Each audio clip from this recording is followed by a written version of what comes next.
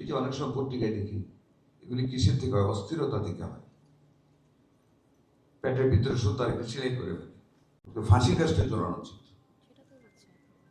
আমি ফোন করার পরে উনি, আমার ফোনের পরে উনি বলে এটা মিডিয়া একটু বাড়াবাড়ি করছেন, যে give me a report, what is the truth. কালকে রিপোর্ট দিল, সে একটা কত মিডিয়াকে ডিনাই করতে পারে।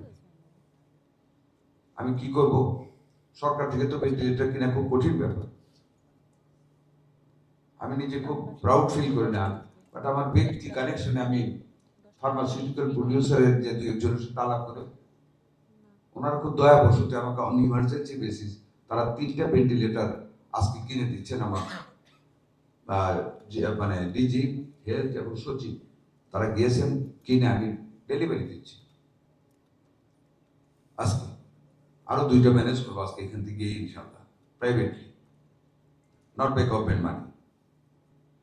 সংক্রামক ব্যাধির যে হুর যেই আইসিইউ ইউনিটটা বন্ধ ছিল, 18 ঘন্টায় সেটাকে চালু করেছি by giving attachment doctors and nurses and anaesthesiologist. আমরা চালু করেছি।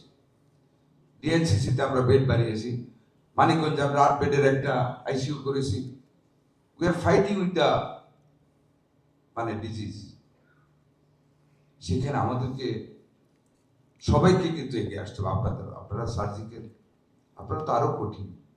এই যে অনেক সময় পত্রিকায় দেখি, এগুলি কিসের থেকে হয়? অস্থিরতা থেকে হয়।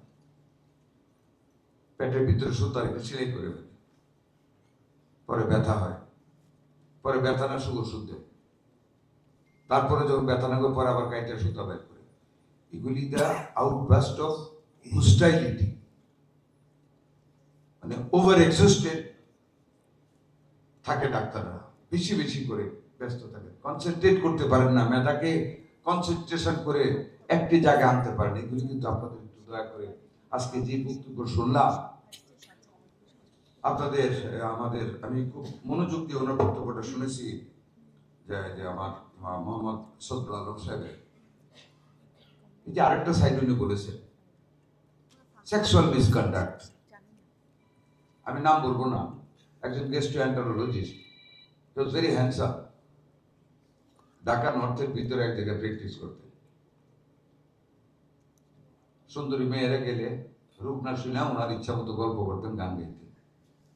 আপনারা নিশ্চয়ই বুঝতে পারছেন কি? হি ওয়াজ ফ্রম আর্মি। আর একটু আগে ক্লু দিলেন। এরকম যদি ডাক্তারের মধ্যে কেউ করে, এটাও কিন্তু মেডিকেল এথিক্সের ব্যাপার। কাজে it's a so big territory medical এথিক্সটা, যেটা চন্দ্র সাহেব বললেন, আমি খুব শুনলাম। আপনাদের follow to become a real successful doctor, এবং ফিল করতে হবে যে আমি আল্লাহর পরে demi god for this patient.